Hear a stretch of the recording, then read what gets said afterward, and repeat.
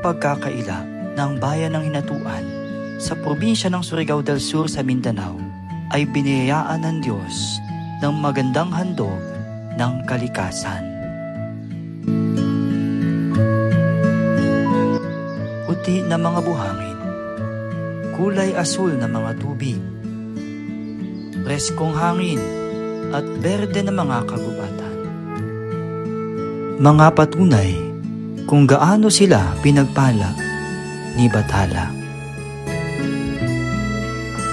At sa gitna ng yaman ng kalikasang ito, umusbong ang isang dambana ng pananampalataya.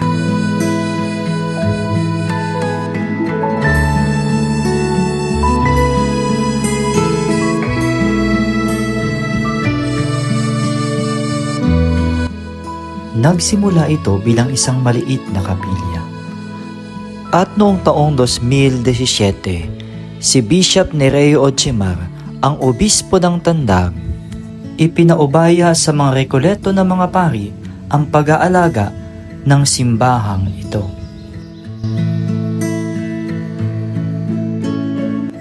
At sa pagtutulungan ng mga kaparian at ng sambayanan ng Diyos na sakop nito, dahan-dahang umunlad at gumanda ang kanilang simbahan.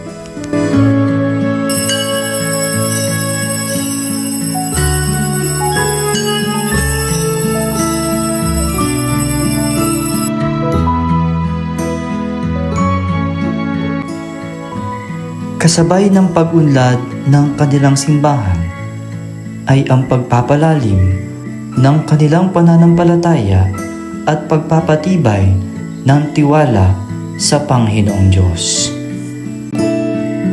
At noon lamang Hulyo 17, 2025, itinalaga ito bilang isang ganap na parokya.